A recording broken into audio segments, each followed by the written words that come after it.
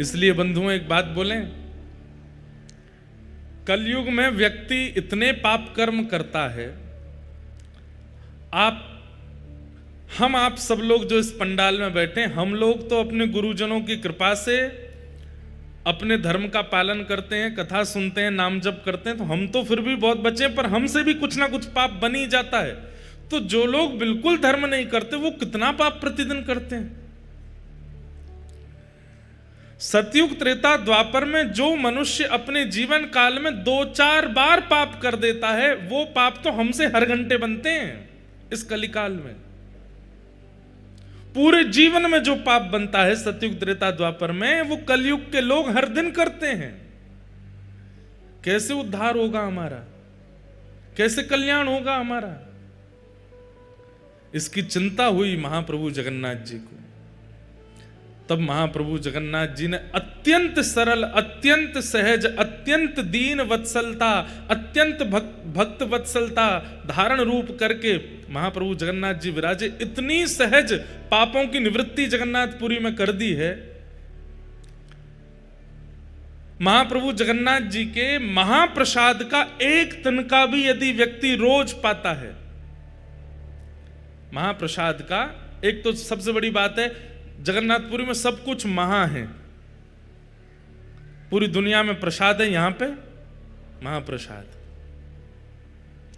पूरी दुनिया में ठाकुर जी आजान बाहु हैं, यहां पे महाबाहु हैं। पूरी दुनिया में समुद्र नारायण हैं, लेकिन यहां पे महोदधि, यहां पे समुद्र भी महोदधि हैं। पूरी दुनिया में प्रभु हैं, यहां पे महाप्रभु, यहां सब कुछ महा है। श्री क्षेत्र में जैसे ही व्यक्ति प्रवेश करता है, जगन्नाथ जी के दर्शन की तो बात बहुत आगे है।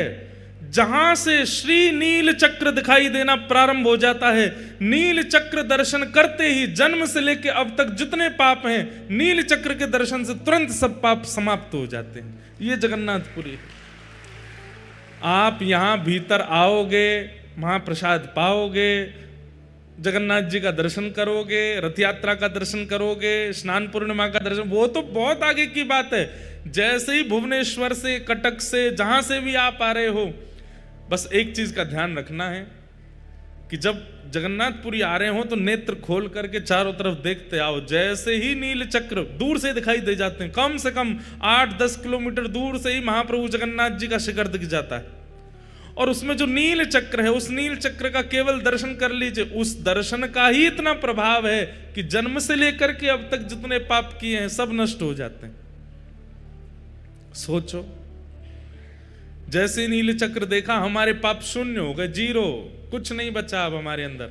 अब यहां रह करके जगन्नाथ जी दर्शन किए, महाप्रसाद पाया, यहां रह करके कथा सुन रहे हैं, महोदधि समुद्र में स्नान करेंगे।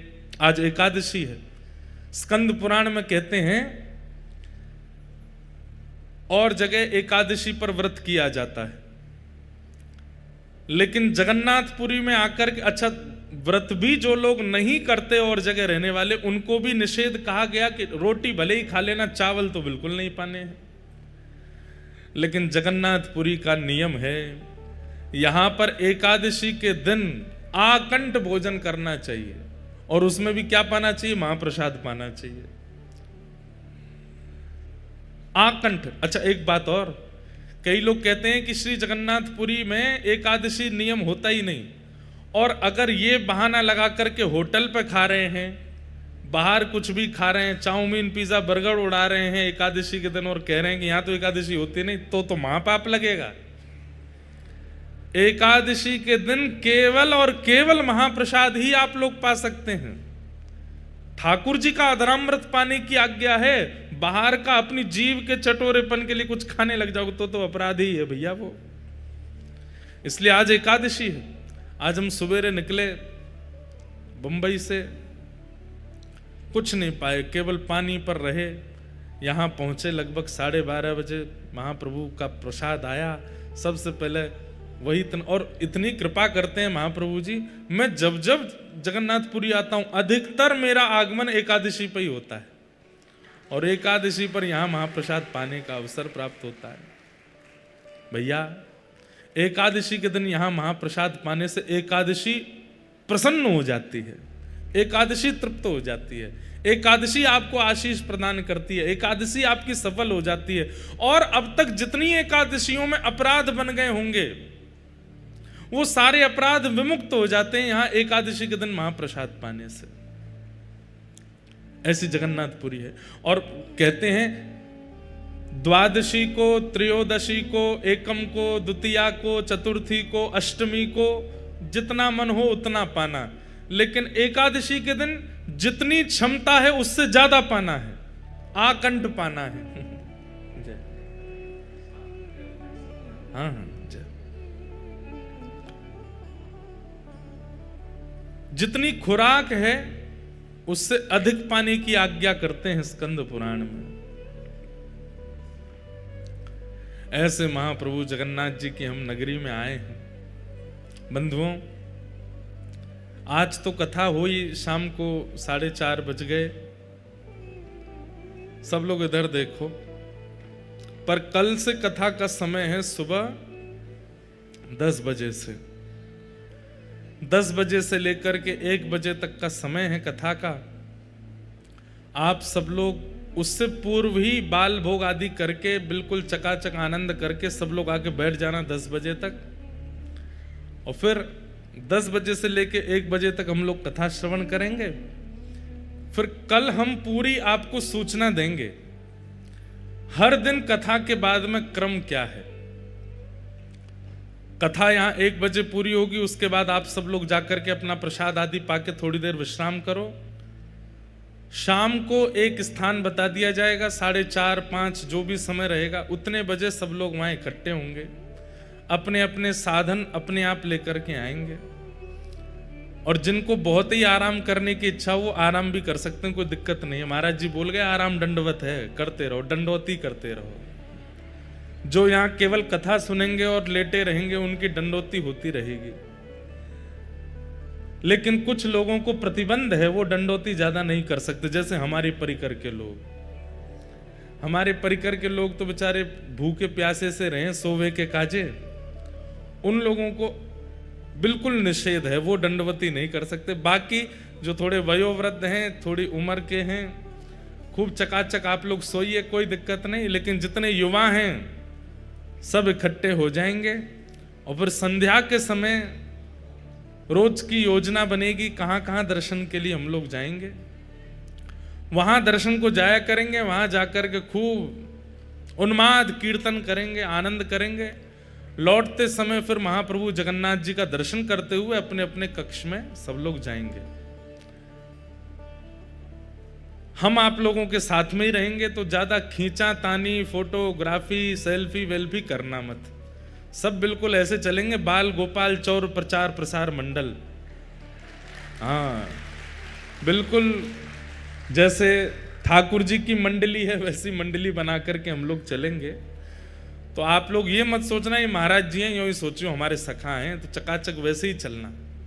अब वो कुछ 4 लोग घेर के चल रहे हैं, छुओ मत महाराज जी के, पाम मत पकड़ो, कोई खोंचा मार रहो, कोई बगलबंदी खींच रहो, ये सब मत करियो भैया। प्रेम से घूमेंगे, डोलेंगे, आनंद करेंगे। कभी कहीं महाप्रसाद पाएंगे, कभी कहीं पाएंगे, पाएंगे भी नहीं भी पाएंगे, जैसी जगन्नाथ जी की इच्छा होगी वैसा सब क्रिया करेंगे। रोज का ऐसा ही क्रम रहेगा।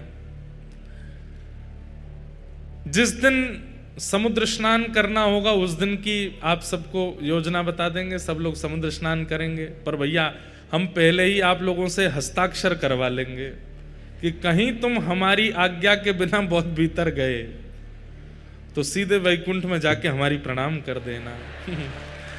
हाँ, कहीं पता चली महाराज जी लेके गए थे भैया, सीधे क्षीर सागर में प्रवेश कर गए, ऐसा मत कीजिएगा। जिन लोगों को तैरना आता है उन लोगों से हमारी विशेष प्रार्थना कि किनारे ही नहाना, क्योंकि जिनको तैरना नहीं आता वो बेचारे अंदर जाएंगे ही नहीं। तैरना जिनको आता है हरकतें भी वही करते हैं। इसलिए महोदधि, ये महोदधि हैं, इनकी लहरें यही कहती हैं कि किनारे पे ही नहा लो, ज़्यादा भीतर आने की प्रयास मत कीजिएगा। इसलिए आप सब लोग अपना ध्यान रख के वहाँ स्नान कीजिएगा। एक बंधुओं नियम इस कथा से आप लोगों को धारण करना है। महाप्रसाद का नियम आज से ही प्रारंभ कर दीजिए। आप लोग जहां कहीं भी भोजन करेंगे, आपके रसोइया बनाएंगे, अच्छी बात है, पर किसी भी एक समय महाप्रसाद पाना है। महाप्रसादे गोविंदे, यहां का महाप्रसाद सामान्य नहीं है। और पहली बात, यहां के महाप्रसाद को कभी भी ऐसा नहीं कहना भाई चावल दे दो, दाल दे दो, ये वाली सब्जी दे दो, चटनी दे दो, नहीं। आप महाप्रसाद के अलावा अन्य किसी भी शब्द का प्रयोग करेंगे, अपराध लगेगा। ठाकुर जी से भी ज्यादा महिमा है यहां महाप्रसाद की। इसलिए महाप्रसाद का नियम आज से आप लोगों को धारण करना है। 7 दिन तक जो यहां रहेंगे, 24 घंटे में एक बार महाप्रसाद आपके मुखमंडल में जाना चाहिए। महाप्रसाद के कुछ नियम हैं। पहला नियम, धरती पर बैठ करके ही पाना है। जिन लोगों के पांव में ताकत ना हो वो कुर्सी पर बैठ सकते हैं, बाकी धरती पर ही बैठना है। आसन लगाना नहीं है, किसी भी प्रकार की चद्दर दरीचा कुछ नहीं बिछाना है नीचे। सामान्य पृथ्वी पर बैठिए और सामने पत्तल केले के पत्ते में महाप्रसाद ग्रहण कीजिए। दूसरा नियम, महाप्रसाद के प्रत्येक ग्रास को लेते समय यही मानना है कि श्री महाप्रभु जगन्नाथ जी ही मेरे अंतस्थ में, जैसे कथा में कानों से प्रवेश करते हैं, दर्शन में नेत्रों से प्रवेश करते हैं, ऐसे ही महाप्रसाद के रूप में मुख से प्रवेश कर रहे हैं, भीतर जा रहे हैं महाप्रभु जी। प्रत्येक ग्रास को लेते समय यही भाव रखना है कि ये महाप्रभु जगन्नाथ जी हैं। एक तिनका भी छोड़ना नहीं। भले ही 2 घंटा लग जाए, घूम घूम करके आओ, थोड़ा पचा के फिर पालो, लेकिन वो छोड़ना नहीं है। एक तिनका भी अगर आप लोग उसका व्यर्थ करते हैं तो उसका अपराध बताया गया स्कंद पुराण में, कि फिर देवता आकर के उसको पाते हैं और फिर देवताओं को उच्छिष्ट पवाने। वैसे तो महाप्रसाद उच्छिष्ट नहीं होता है, महाप्रसाद कोई भी पा सकता है, लेकिन आपका उच्छिष्ट कहीं फेंक दिया गया और उसके बाद देवता आकर के जब उसको देखते हैं तो उनको जो क्रोध आता है, उस क्रोध का अपराध आपको लगेगा। तो या तो उतना ही लीजिए जितना पा सकते हैं, उससे अधिक यदि लिया है तो एक तिनका भी व्यर्थ ना जाए। यह महाप्रसाद का तीसरा नियम है। पूरी पत्तल जैसी रखी गई थी, आपके उठने समय वैसी ही मिले, बिल्कुल सब एक एक कण आपके मुख में चला जाए।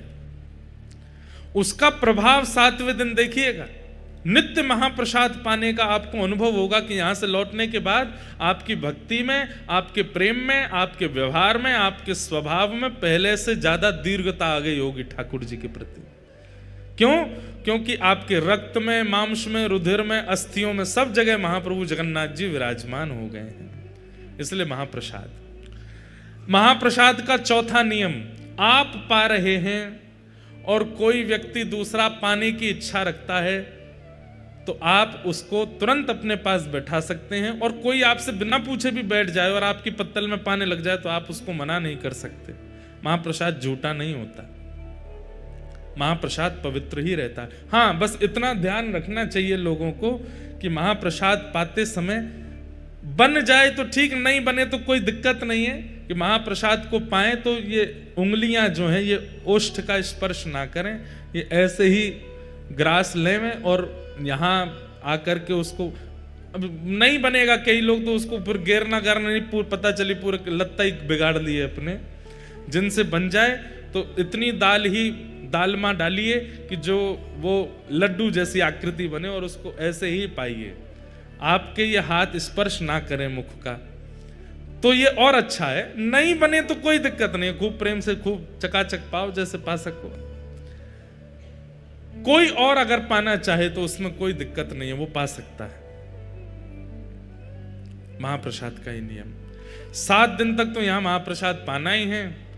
हमारा नियम तो ऐसा है कि हम सुबह से रात्रि तक और कुछ पाने वाले ही नहीं है। हमारे लाल जी की रसोई बन रही है, वो चकाचक उनका भोजन बनेगा, पर हम तो महाप्रसाद ही पाते हैं। जगन्नाथपुरी में हम और कुछ लेते ही नहीं है, महाप्रसाद ही लेंगे। तो महाप्रसाद 7वां दिन जब यहाँ पूरा हो जाए तो यहाँ से जाते समय महाप्रसाद की पोटली आप सब लोग लेके जाइएगा। उसमें से रोज एक तिनका पाना है, एकादशी हो, द्वादशी हो, कुछ भी हो। और सुनिए, सूतक हो, पातक हो, कुछ भी हो, घर में महाप्रसाद रोज पाया जा सकता है। मंदिर में प्रवेश निषेध होता है कई विशेष दिनों में, लेकिन महाप्रसाद को ग्रहण करने की अनुमति हर स्थिति में है। नहाए हो, बिना नहाए हो, पवित्र हो, अपवित्र हो, सो रहे हो, सो के उठे हो, जब चाहो महाप्रसाद का एक तिनका रोज लेना। महाप्रसाद ये ऐसे महाप्रसाद नहीं बन जाता। जगन्नाथ जी की सबसे बड़ी रसोई है विश्व में। अब सही आंकड़े तो हमको नहीं पता होंगे, लेकिन लगभग 400 चूल्हे हैं। कितने चूल्हे? 400 चूल्हा हैं भीतर, और 700 बनाने वाले सब हमारे सेवक जन हैं। 700 रसोईया कितने हैं भैया? 10,000 आदमियों का भोजन भी ज्यादा से ज्यादा 100-150 लोग बना देते हैं, लेकिन केवल महाप्रभु जगन्नाथ जी, सुभद्रा जी, बलभद्र जी 3 हैं, और चौथे हमारे सुदर्शन जी। इनके लिए प्रसाद बनाते हैं। 700 सेवक जन लगते हैं, वो भी बड़े नियम से लगते हैं। और वे भी कोई पुरुष रूप में नहीं हैं, तो वो पुरुष रूप में ही, लेकिन भीतर प्रवेश करते ही रसोई घर में वे सब ठाकुर जी की सहचरियां हैं, उसी भाव से ही निर्माण करते हैं। निर्माण होने के बाद में फिर उसका गोपाल मंत्र से उसका आवाहन होता है, आदि आदि बड़े नियम से महाप्रसाद सिद्ध होता है। उसके बाद जब वो रसोई घर से महाप्रभु जी के पास जाएगा, कोई सामने नहीं आना चाहिए, ऊपर से पक्षी भी नहीं जाएंगे। एक कुछ भी ऐसी घटना होती है, फिर भोग ठाकुर जी को नहीं पधराया जाता। महाप्रभु जगन्नाथ जी के सन्मुख पधराने के बाद भी वो महाप्रसाद नहीं बना है। महाप्रभु जी को पधराने के बाद फिर वो बगल में ही विराजमान श्री बिमला माता जी को पधराया जाता, उसके बाद वो महाप्रसाद होता है। बिमला माता कौन है? दर्शन कीजिएगा। जो शक्तिपीठ हैं भारत में, उनमें से एक शक्तिपीठ महाप्रभु जगन्नाथ जी के मंदिर में ही है, विमला देवी। महाप्रभु जी को प्रसाद अर्पित होने के बाद में विमला देवी जी के सन्मुख पधराया जाता है, और जब विमला देवी उसको पा लेती हैं तब वो महाप्रसाद कहलाता है। उसके बाद वो सब देवी देवताओं में, सब में वितरण होता है, सब भक्तों में वितरण होता है। उसके बाद आनंद बाजार में आता है, और वहां से हम आप सब लोगों को मिलता है। विमला देवी कौन है? पार्वती। आप कहेंगे महाराज जी नारायण और लक्ष्मी जी का तो मेल देखा है, आप कहेंगे कृष्ण किशोरी जी का मेल देखा है, पर ये जगन्नाथ जी का विमला देवी पार्वती जी कैसे विराज रही हैं? तो एक बहुत सुंदर कथा है स्कंद पुराण में। ठाकुर जी का महाप्रसाद सबको नहीं मिलता था जगन्नाथ जी के विराजमान होने से पहले। ध्यान से सुनिएगा, श्री ठाकुर जी का महाप्रसाद सब जगह प्रसाद है, यहां महाप्रसाद है। ये महाप्रसाद या तो जगन्नाथपुरी में है या वैकुंठ में है, और तीसरा कोई स्थान नहीं है महाप्रसाद का। या तो जीवित अवस्था में जगन्नाथपुरी में महाप्रसाद मिल सकता है, या मृत्यु के उपरांत कोई वैकुंठ गया तो वहां मिलेगा, लेकिन वैकुंठ में भी बहुत मुश्किल है। कैसे मुश्किल है सुनो। एक बार नारद जी पहुंचे, और नारद जी रोज दर्शन करते हैं ठाकुर जी का, दर्शन करके आनंदित हो जाते हैं, परिक्रमा लगाते हैं। कभी ठाकुर जी की माला जी मिल जाती है, कभी ठाकुर जी का उपरना मिल जाता है, कभी ठाकुर जी के इत्र प्रसादी मिल जाती है, कभी ठाकुर जी का चंदन प्रसाद मिल जाता है। दर्शन करते करते वर्षों बीत गए, तो नारद जी के मन में आया सब प्रसाद मिलते हैं, एक बार ठाकुर जी का अदनामृत महाप्रसाद मिल जाए। तो नारद जी बोले, मैं नारद हूं, मेरी बात को कोई रद्द नहीं कर सकता, मैं मांगूंगा तो मुझे देना पड़ेगा। सब लोग इधर देखो, ध्यान से सुनो। तो श्री नारद जी महाराज प्रार्थना करने लगे, जय विजय से प्रार्थना की, निरस्त हो गई। और समीप जाकर के कोई अति सामीप्य वर्तन से पूछी, उन्होंने भी निरस्त कर दी। तब किसी ने संकेत किया, बोले एक को अधिकार है महाप्रसाद देने का। बोले किसका? लक्ष्मी जी का। नारद जी महाराज लक्ष्मी जी के पास गए और कहा कि हे माँ, आप कृपा करो। बोले क्या कृपा करें? ठाकुर जी का महाप्रसाद चाहिए हमको। लक्ष्मी जी बोली क्या बात कर रहे हो? बोले हाँ, ठाकुर जी जो प्रसाद पाते हैं उसके बाद जो महाप्रसाद, तिनका प्रसाद, वो हमें चाहिए। लक्ष्मी जी बोली असंभव, वो नहीं प्राप्त हो सकता। बोले क्यों?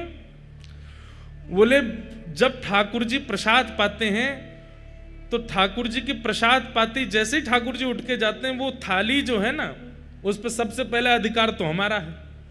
और हमारे बाद ये जितनी सहचरियां वैकुंठ की हैं, जितनी हमारी सेवा में रहती हैं, इन सबके भी साल बटे हुए हैं, इतनी संख्या में हैं कि एक साल में केवल इतनी सखियों को मिलेगा, उसके अगले साल इतनी सखियों का नंबर आएगा, फिर उस अगले साल 100 साल में जाकर के तो सखियां पूरी होती हैं, इनको भी पूरा नहीं बटता। जय विजय आदि तक को प्राप्त नहीं हो पाता, आपको कैसे दे दें? एक एक तिनके के भी 5-5 हिस्से होते हैं और वो बटता है सब में। सोच रहे हैं आप? ठाकुर जी की प्रसादी का एक चावल, उसके 5 हिस्से किए जाते हैं और वो थोड़े थोड़े छोटे छोटे से हिस्से जो हैं तिल के बराबर, वो बटते हैं, वो पाकर के आनंदित होते हैं। कैसे दे दें आपको? बिल्कुल समय ही नहीं है। यहाँ तो अभी लंबी लाइन है, 1-1.5 करोड़ साल बाद आना, तब हो सकता है कि एक तिनका का एक अंश तुमको मिल जाए। नारद जी महाराज बोले मुझ पर कृपा करो, इतना प्रतीक्षा नहीं कर सकता, एक बार महाप्रसाद पाना है।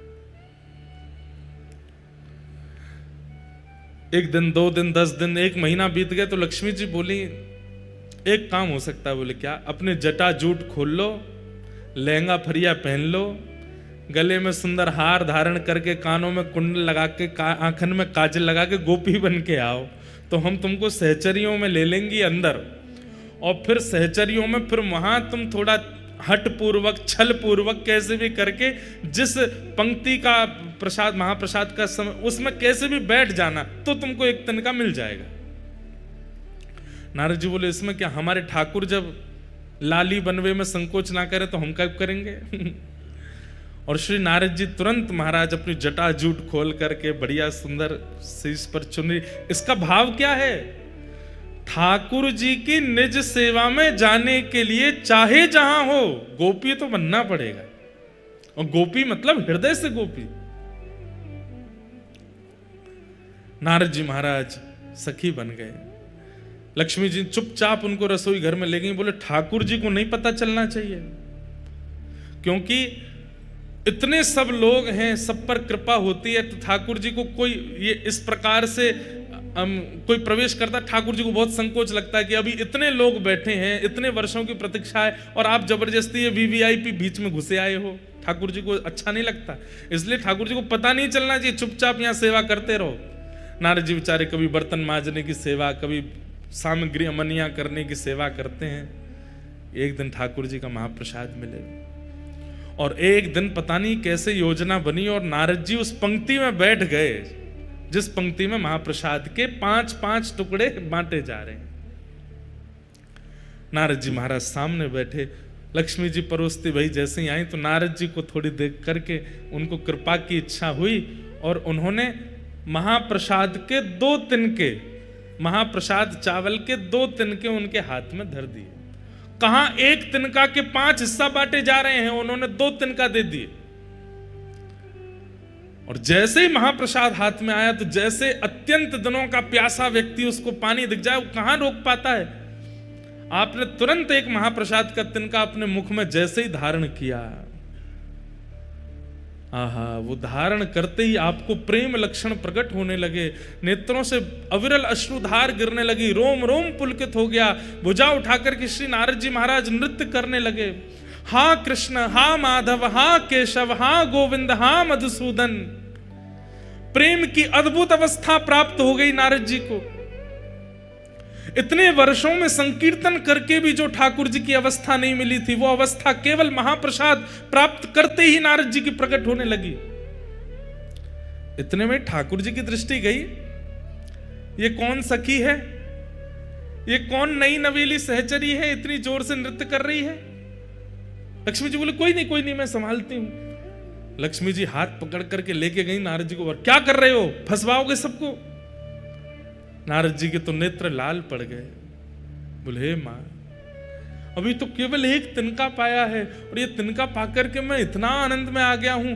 वर्षों से, करोड़ों वर्ष निकल गए, नाम जपते जपते ऐसी स्थिति का अनुभव नहीं किया जो स्थिति का अनुभव केवल महाप्रसाद का एक तिनका पाकर के मुझे हो रहा है। लक्ष्मी जी बोली इसलिए नहीं देते हैं, तुम देखो क्या हालत हो गई, अब जल्दी जाओ यहां से, ठाकुर जी को पता चल गई तो दिक्कत होगी। वैकुंठ से ही चले गए, नाच रहे हैं, कभी किसी लोक में जा रहे हैं, कभी किसी लोक में जा रहे हैं। सब नारद जी की इस भाव दशा को देख करके आश्चर्यचकित हो रहे हैं कि ये कैसे हो गया।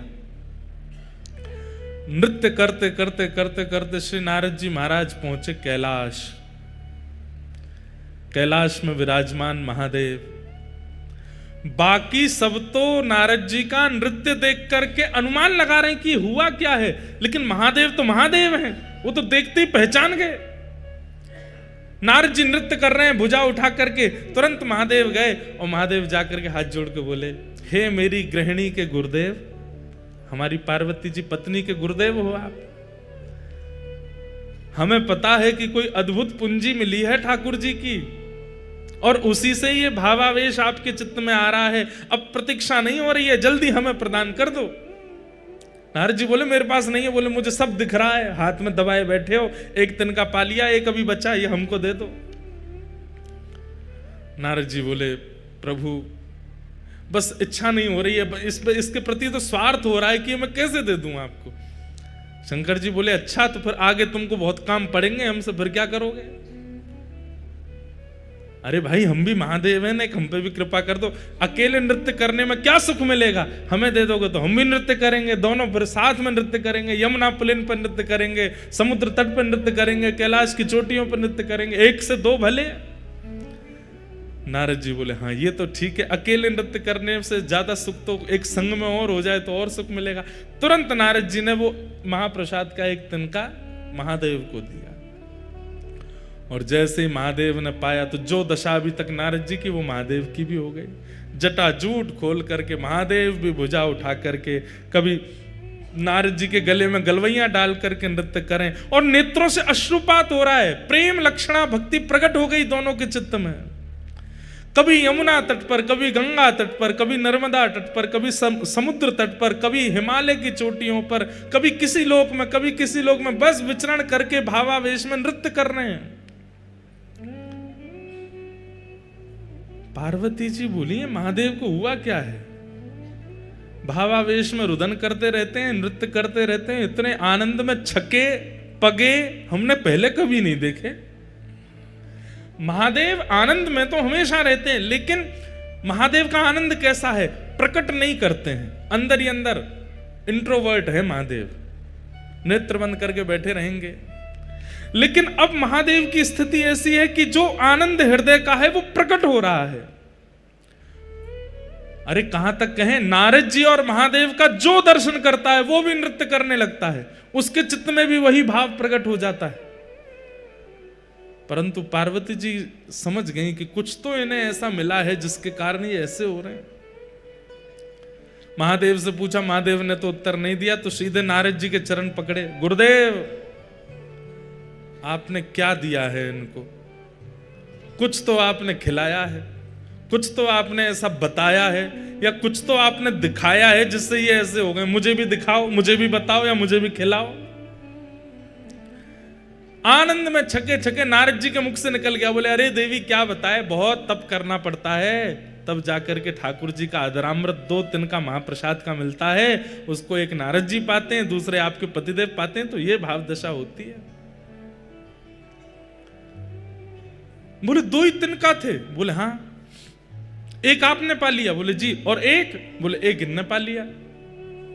तो इन्होंने हमको क्यों नहीं दिया? 1 के 2 तिनका भी तो हो सकते थे, और हमने तो सुना वैकुंठ में 1 के 5 तिनका होते हैं, तब बांटा जाता है।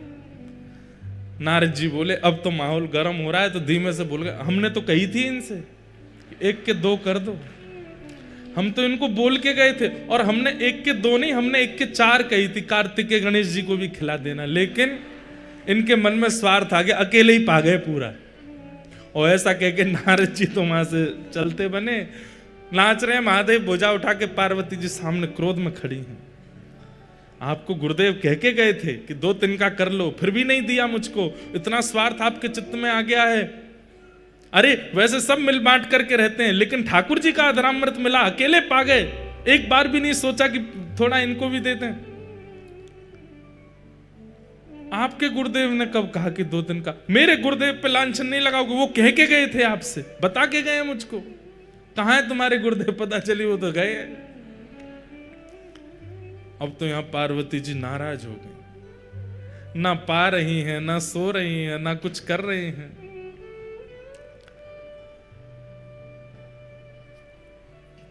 महादेव पहुंचे।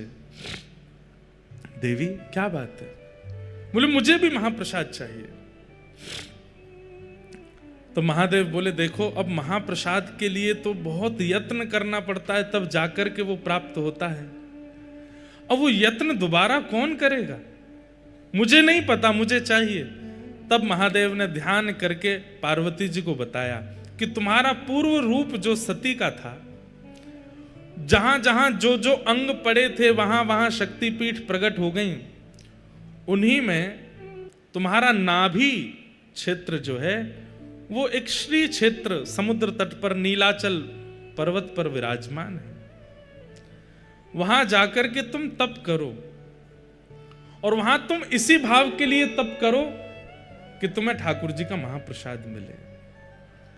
और उस तप के प्रभाव से देवी हमको तो एक तिनका मिला है, लेकिन मैं दीर्घ दृष्टि से देख पा रहा हूं, अगर तुम्हारा तप सफल हो गया तो महाप्रभु जगन्नाथ जी का जो एक तिनका मुझे और नारद जी को मिला, वो महाप्रभु जी का महाप्रसाद की पूरी हंडी महाप्रभु जी के भोग लगने के बाद सीधे आपके सन्मुख आएगी, और आप जब प्रसाद पाओगे उसके बाद ही वो महाप्रसाद बनेगा और सबको वितरण किया जाएगा।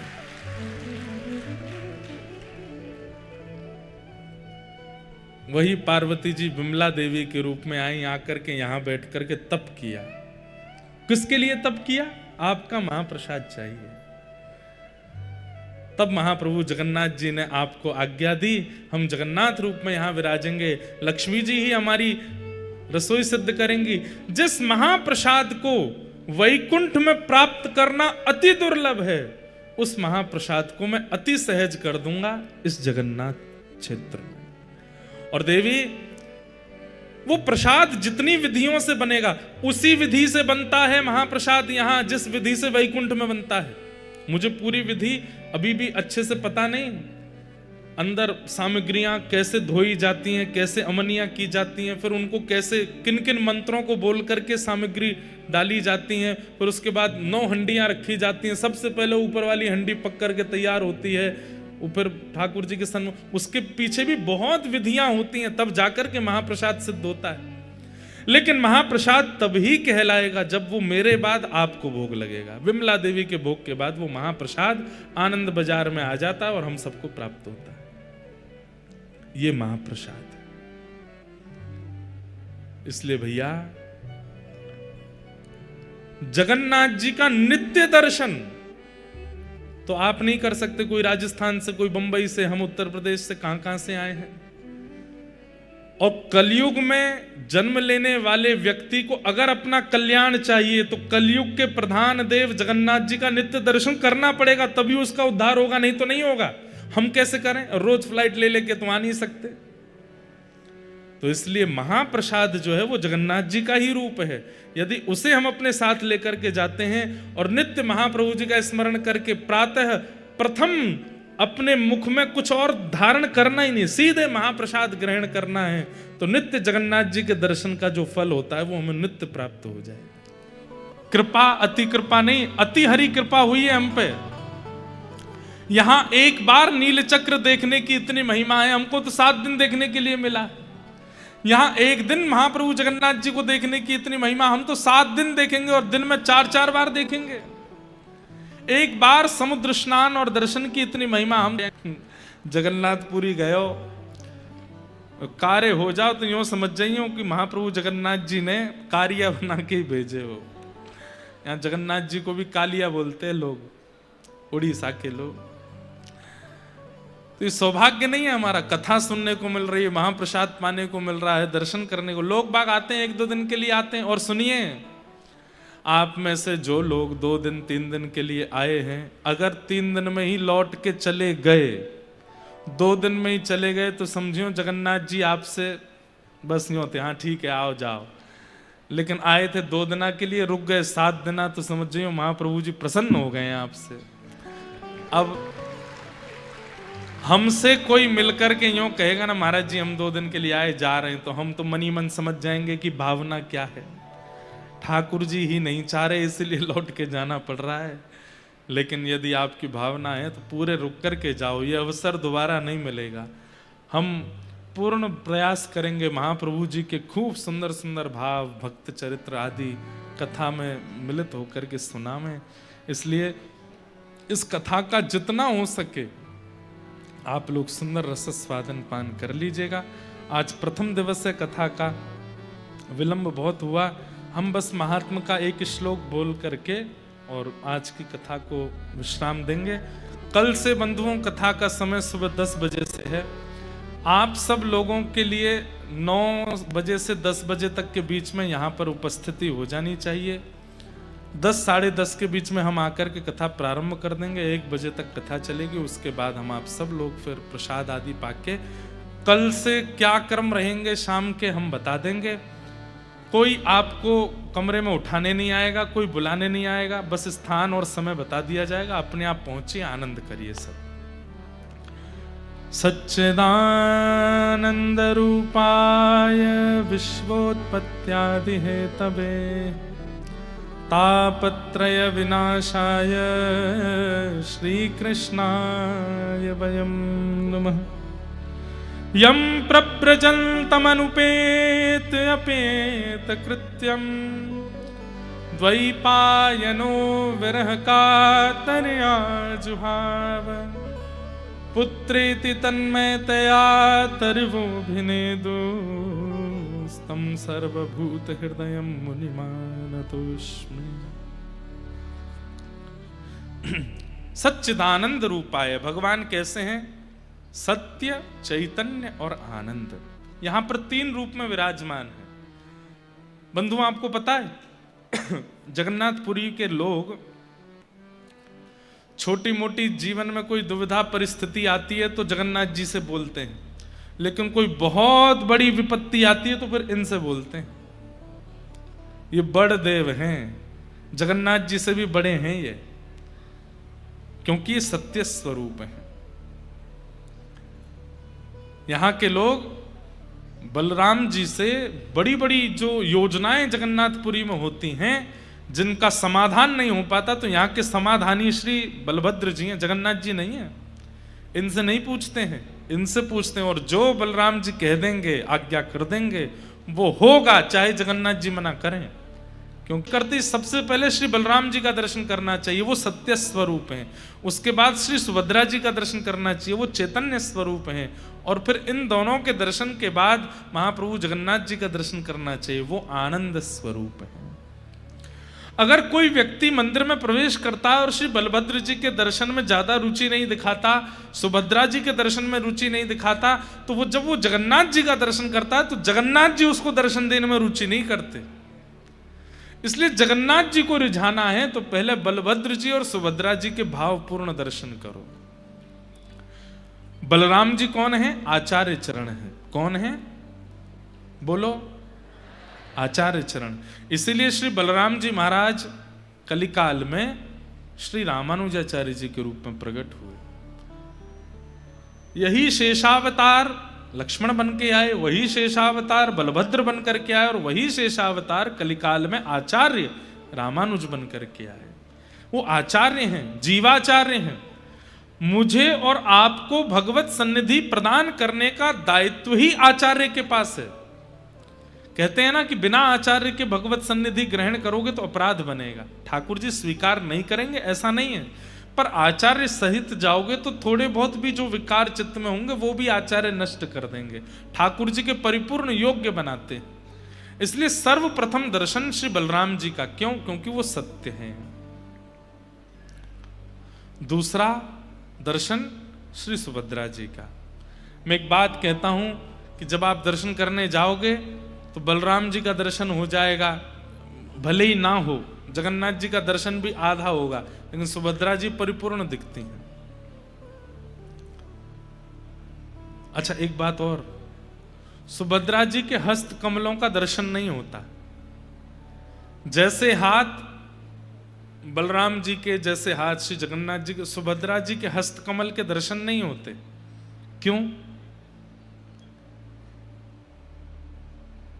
ये दोनों वो जीवाचार्य हैं और ये जीव कृपा करने वाले ठाकुर जी हैं। तो मानो सुभद्रा जी ने दोनों के हाथ ऐसे पकड़ करके आगे कर रखे हैं, अपने हाथ छुपा रखे हैं, छुपा नहीं रखे, दोनों भैयाओं के हाथ पकड़ रखे हैं। बलभद्र जी कह रहे हैं जो योग्य नहीं है, जो श्रेष्ठ नहीं है, जो नियम से नहीं रहेगा, जो पवित्रता का ध्यान नहीं रखेगा, मैं उस पर कृपा नहीं करूंगा। तो श्री सुभद्रा जी कहते हैं अरे भैया ऐसे नहीं, ये कलिकाल है, यहाँ तो आपको सब पर कृपा करनी पड़ेगी। तो एक हाथ श्री बलभद्र जी का सुभद्रा जी ने पकड़ा। ये नाटक शुरू करने लगे। ठाकुर जी बोले मैं भी सबन पर कृपा नहीं करूंगो, जो ऐसो नहीं होगो, जो नियम से नहीं रहते होगो, जो मेरो नाम जप नहीं करते होगो, जो मेरे वैष्णवन की सेवा पूजा नहीं करोगो, मैं वहाँ पे कृपा नहीं करूंगो। तो दोनों कृपा से जब पीछे हटने लगे तो सुभद्रा जी ने दोनों भैयाओं को पकड़ के दोनों के हाथ आगे किए। बोले नहीं, ये कलिकाल है और इस कलिकाल में आपको जीव के दोष भूल करके उन पर कृपा करनी पड़ेगी। तो सुभद्रा जी के हस्तकमल नहीं है ऐसा नहीं है, दोनों भाइयों के हाथ लेकर के सुभद्रा जी ने आगे किए हैं। ये हस्तकमल वो हस्तकमल दोनों आगे किए हैं कि आपको कृपा करनी पड़ेगी, आपको जीव को उद्धार करना पड़ेगा। इसलिए दोनों भुजाएं आगे करवाई भैया की, इसलिए सुभद्रा जी के हस्तकमल दर्शन नहीं होते। तो ये कौन है? ये चैतन्यता प्रदान करती हैं। हम आप सबकी बुद्धि जो जड़ हो गई है, मन जो जड़ हो गया है, व्यवहार जो हमारा जड़त्व को प्राप्त हो गया है, उस जड़त्व को चैतन्य प्रदान करती हैं श्री सुभद्रा जी।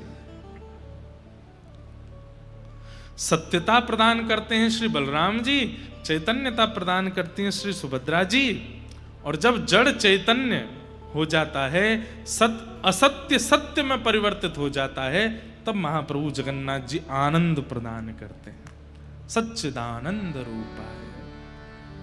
इसलिए सीधे महाप्रभु जी के दर्शन का विधान नहीं है, पहले बलभद्र जी, फिर सुभद्रा जी और फिर जगन्नाथ जी। और एक बात और, ये चतुर्व्यूह हैं, 3 नहीं है 4 हैं। बलराम जी, सुभद्रा जी, जगन्नाथ जी, और जगन्नाथ जी के ठीक बगल में श्री सुदर्शन जी। दर्शन जरूर कीजिएगा, श्री सुदर्शन जी ऐसे विराज रहे होंगे पास में। वो सुदर्शन जी किस भाव से हैं? वो रक्षात्मक भाव से। भक्त की भक्ति में रक्षा, जीव की संसार में रक्षा, इस संसार व्यवहार में कहीं हम इस संसार माया में चक्र में फंस ना जाएं, इसलिए सुदर्शन जी का दर्शन। तो चौथे हैं श्री सुदर्शन जी महाराज, चारों के दर्शन होते हैं। यही है सच्चिदानंद रूपाय, यही सत्य चैतन्य और आनंद है। और यही तीनों क्या करते हैं? बोले विश्वोत्पत्त्यादि हेतवे, विश्व की उत्पत्ति करना, पालन करना, संहार करना। अब देखो, अभी ऐसे चले थे, अब ऐसे चलेंगे। कैसे? विश्व की उत्पत्ति ठाकुर जी करते हैं, विश्व का पालन सुभद्रा जी करती हैं। कैसे? सुभद्रा जी मां है ना, मां ही तो विश्व का पालन करती है। यदि मां ना हो तो विश्व का पालन कौन करे? तो इसलिए विश्व की उत्पत्ति महाप्रभु जी करते हैं, विश्व का पालन मां करती है, सुभद्रा जी करते हैं। और विश्व का संहार बलभद्र जी करते हैं, शेषनाग करते हैं। विश्वोत्पत्त्यादि हेतवे और तापत्रय विनाशाय। और ये तो थे एक एक तीनों के गुण, पर ये तीसरे गुण तो तीनों के अंदर समान है। क्या? सामने आने वाले हर दर्शनार्थी के 3 प्रकार के तापों का नाश करते हैं, आदिदैविक, आदि भौतिक, आध्यात्मिक। ताप का मतलब क्या होता है? ताप का मतलब कष्ट। कष्ट निवृत्ति होती है। और एक बात, मैं हर कथा में एक बात कहता हूं कि ठाकुर जी कष्ट दूर नहीं करते, कष्ट से जूझना सिखाते हैं। छोटा बालक धीरे धीरे चलना सीखा है, धीमे धीमे चरण रखता है।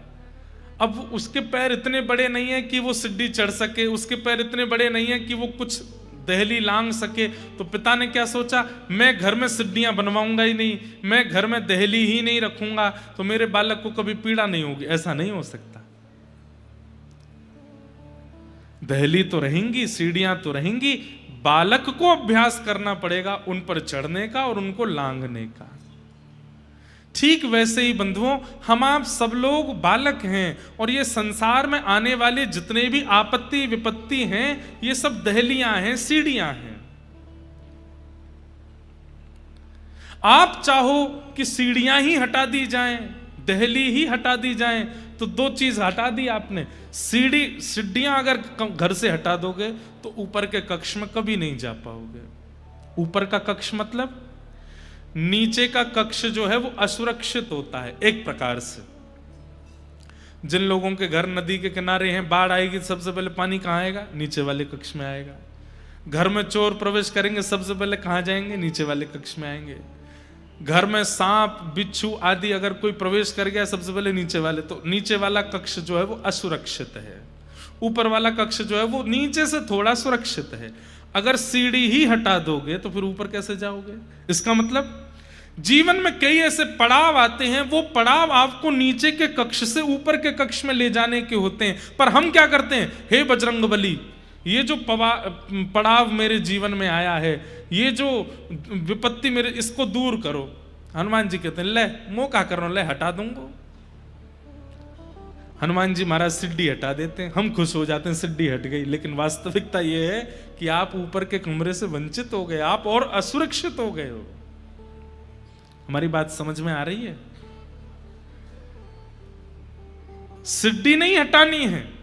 और दूसरी बात दहली, अब तुम्हारे पांव छोटे, तुम दहली लांग ही नहीं पा रहे, तो दहली हटवा दोगे? नहीं। दहली हटवा दोगे तो छोटे छोटे जीवों का, छोटे छोटे हिंसक जीवों का प्रवेश बहुत सहज हो जाएगा जीवन में। ऐसी ये छोटी छोटी दहलियां हैं जीवन में।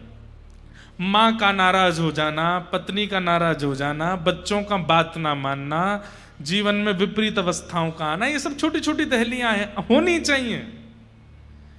ठाकुर जी ना तो दहली हटाते हैं ना सीढ़ी हटाते हैं, सीढ़ी चढ़ना सिखाते हैं और दहली लांघना सिखाते हैं। आपत्ति विपत्तियां जीवन से नहीं जाएंगी, उन आपत्ति विपत्तियों से जूझना ठाकुर जी सिखा देते हैं। मीराबाई के जीवन में जितने संकट हैं उतने संकट एक सामान्य व्यक्ति सह नहीं पाएगा, लेकिन मीराबाई को सहना सिखा दिया। हमारे श्री जगन्नाथपुरी के बंधु महंती, जगन्नाथपुरी के श्री माधवदास जी महाराज, जगन्नाथपुरी के श्री बलराम दास जी महाराज, जगन्नाथपुरी के श्री रघुनाथ दास जी महाराज, कितने भक्त हुए यहां पर। जगन्नाथपुरी के श्री चैतन्य महाप्रभु, क्या संकट खत्म हो गए थे जीवन से? नहीं, संकटों से जूझना सीख गए। ठाकुर जी क्या करते हैं?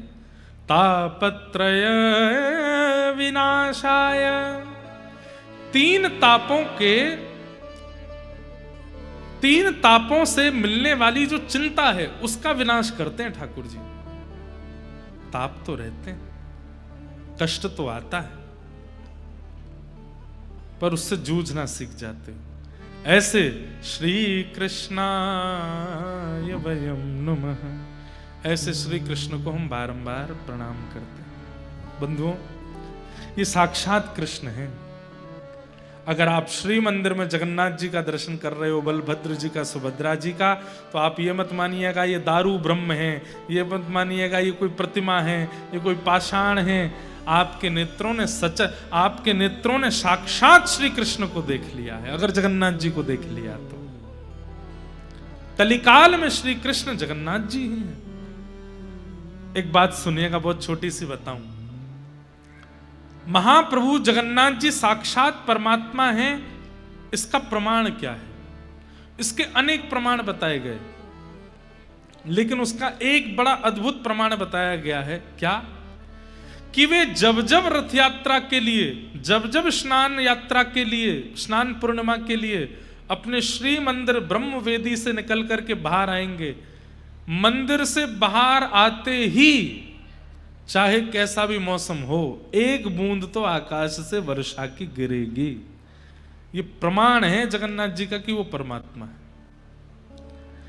अभी बाहुड़ा यात्रा हो रही थी, जब जगन्नाथ जी की रथ यात्रा, उल्टा रथ जब आता है, उस समय मैं दर्शन के लिए गया। जो महाराज जी मंच पर बैठे थे, ये भी थे हमारे अभी भैया, ये भी थे साथ में, हमारे देवी भैया भी थे, और भी सब लोग थे साथ में।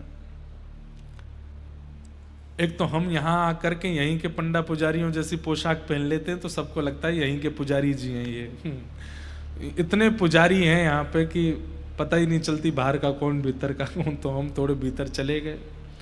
भीतर जा करके, इतने भीतर तो नहीं जा पाए, लेकिन वहाँ सब मठों के सब संत जन खड़े थे, सबके सामने वो दृश्य मैं कैसे बताऊं उसको, तो कोई मैं फिल्म बनवा करके भी नहीं बता पाऊंगा कि वो अनुभव कैसा था।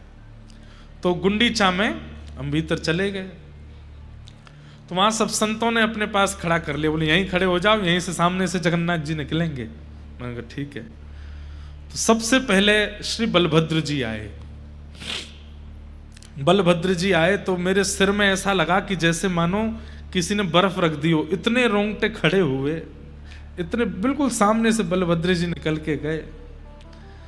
उसके बाद फिर सुभद्रा जी आए। सुभद्रा जी को देख करके भी रोम रोम पुलकित हो गया, बिल्कुल सामने से ही जा रहे हैं। आहा, मधुर दर्शन हो रहे थे। प्रतीक्षा हो रही थी कि जगन्नाथ जी आएंगे बस। फिर उसके बाद सुदर्शन जी आए, सुदर्शन जी गए। सुदर्शन जी जाते हैं, फिर तीनों रथों का परिक्रमा करके फिर विराजते हैं, पूरा सुरक्षा करके। सबसे पहले शायद सुदर्शन जी जाते हैं, तीनों रथों की परिक्रमा करके बैठते हैं ताकि रक्षा हो जाए, सब चारों तरफ घूम जाते हैं। अब तीसरे आने वाले हैं श्री जगन्नाथ जी। आहा, आंखों की पलकें भी यूं गिरती हैं तो यूं मन करे कि यहाँ कोई टेप वेप लगा लें, ये गिरे नहीं। वो जैसे ही बाहर निकले तो वो दर्शन हो। मतलब ये कैमरा भी दूर है, ये जो पत्तियां हैं इतनी दूर ही खड़े हैं द्वार से, और ऐसे जगन्नाथ जी निकलने वाले। तभी बगल में एक महाराज जी खड़े थे, उनसे बोले आपको पता है महाप्रभु जगन्नाथ जी साक्षात परमात्मा हैं? ये प्रश्न किया गया, ये परमात्मा है, इसका प्रमाण क्या है? तो उसके कई प्रमाण बताए गए, उनमें से एक प्रमाण क्या है? ये जब भी श्री मंदिर से बाहर निकलेंगे और सूर्य की प्रथम किरण में आएंगे तो चाहे एक बूंद गिरे आकाश से गिरेगी। ये इस बात का प्रमाण है कि ये परमात्मा। मैंने कहा महाराज जी वो घंटे बज रहे थे जोर जोर से, बस अब तो हल्ला शुरू हो गया, महाप्रभु जी आने वाले हैं। आकाश में मैं देखूं दूर दूर तक कोई बादल नहीं। मुझे तो घबराहट सी आने लगी। मैंने कि लाला ने लाज बचाइयो अपनी, बादल तो दूर दूर तक दिखना रहे, बरसे को कहां थे। हमारे होली में एक रसिया गाया जाता है, ब्रज की तो है लाज मुकुटवारे, ब्रज की तो है। सब नंदगाम के सखा लाला को बरसानो भेज रहे हैं होरी खेलवे के काजे, तो ठाकुर जी का मुकुट पूजन करते हैं, और मुकुट पूजन करके कहें लाला नाक बचाए के आइयो हमारी, पतो चरी कहीं बरसानी की सबरी गोपीन ते मार खाया आयो, ने हमारो मुकुट ने ध्वजा ऊपर करके आइयो। तो सब ठाकुर जी का तिलक करते हैं, कोई ठाकुर जी के यहाँ पे राखी बांधे, कोई ठाकुर जी को कुछ पहनावे आदि। तब ये रसिया गाते हैं, ब्रज की तो है लाज मुकुटवारे, ब्रज की तो है चंदा सूरज तेरो ध्यान धरत है, चंदा सूरज तेरो ध्यान धरत। अरे ध्यान धरे नव लख तारे, ध्यान धरे नव लख तारे, ब्रज की तो है। अरे लाला ये चंद्रमा सूरज तेरो ध्यान करें, सबरे तारे तेरी उपासना करें, केवल ब्रज को ध्यान मत करियो। ये चंद्रमा सूरज तारे इन सबन की भी लाज रख के आइयो, कहीं बरसाने की गोपिन पिट मत आइयो लाला, ऐसा कहते हैं। तो उस दिन मैं भी यही रसिया गा रहा था। मैंने कि ऊपर तो कोई बादल है नहीं, और ये महाराज जी वो कह रहे कि ठाकुर जी बाहर आएंगे तो बूंद गिरेगी, चाहे एक बूंद गिरे, चाहे नेक बरखा, मंदम मंदम जलधरा। ठाकुर जी के प्राकट्य में लिखा है श्रीमद् भागवत में, जैसे ही देव की मैया के गर्भ से ठाकुर जी प्रकट भये, मंदम मंदम मंदम जलधारा गिरने लगी आकाश से। मन में बार बार उत्साह भी हो, डर भी लगे। जैसे कोई अपनो व्यक्ति किसी प्रतियोगिता में भाग ले तो डर लगता है ना कि हार तो नहीं जाएगा। ऐसी लगे मैंने कि बलभद्र जी गए, सुभद्रा जी गई, सुदर्शन जी गए, लाला अब तेरी बारी है, नेक बरसा तो कर दी हो तो बात सत्य हो जाएगी। और महाराज ऐसे आते हैं महाप्रभु जगन्नाथ, वो क्या बोलते हैं उसको, तितला, क्या कौन सा मुकुट पहनते हैं सिर पे, हैं? तालिया, ताहिया, हाँ वो ताहिया ये धारण करके महाराज जैसे ही निकल के बाहर आए हैं, यहाँ पुजारी लगे हैं, यहाँ पंडा लगे हैं, दैतापति सब ठाकुर जो खींचते हुए बाहर ला रहे हैं। और जैसे ही गुंडीचा मंदिर के मुख्य द्वार से महाप्रभु जी जैसे ही बाहर आए, प्रथम दर्शन हुआ, कहां से बादल आए और तुरंत वर्षा वहां गिरने लगी। पूरा फर्श और पूरा मंदिर गीला हो गया। मैं तो बता रहा हूं आपको, उस समय जैसे ही वर्षा हुई नेत्र आंसू से भर गए, और जैसे मानो महाप्रभु जी कह रहे हो, बोले ब्रज की मैंने लाज रख ली लाला, तो चिंता मत करे, आती वर्षा कराए के सिद्ध कर दियो कि मैं ही परमात्मा हूं, मैं ही श्री कृष्ण हूं, मैं ही परमेश्वर हूं। स्कंद पुराण में ठाकुर जी श्री जगन्नाथ जी साक्षात परमात्मा हैं। इसके कई प्रमाणों में एक प्रमाण है, वो जब जब मंदिर से निकलेंगे वर्षा होगी, मंदम मंदम जलधारा गिरेगी, और ये होती है। कई बार तो रथ यात्रा में ऐसा देखा गया, पूरी रथ यात्रा की मार्ग में कहीं वर्षा नहीं हो रही, लेकिन जैसे ही ठाकुर जी बाहर आए केवल ठाकुर जी के ऊपर वर्षा हो रही है, और कहीं गीले ही नहीं हो रहा कोई भी। और ठाकुर जी के लेकर के जितने पंडा पुजारी चल रहे उन पर ही वर्षा हो रही है। कितने प्रमाण ऐसे हैं कि ये साक्षात श्री कृष्ण यहां विराज रहे हैं। राधा रमण जी साक्षात कृष्ण हैं, बिहारी जी साक्षात कृष्ण हैं, प्यारे गिरधर लाल साक्षात कृष्ण हैं, द्वारिकाधीश कृष्ण हैं, जगन्नाथ बद्रीनाथ श्री कृष्ण हैं। लेकिन सबका एक समय हो सकता है। कहीं श्री कृष्ण मंगला में ही होते होंगे, कहीं श्री कृष्ण राजभोग में होते होंगे, कहीं श्री कृष्ण शयन में होते होंगे, लेकिन 24 घंटा मंदिर के द्वार खुले हैं तो श्री कृष्ण जगन्नाथपुरी में विराजमान, महाप्रभु जगन्नाथ के रूप में। हाँ,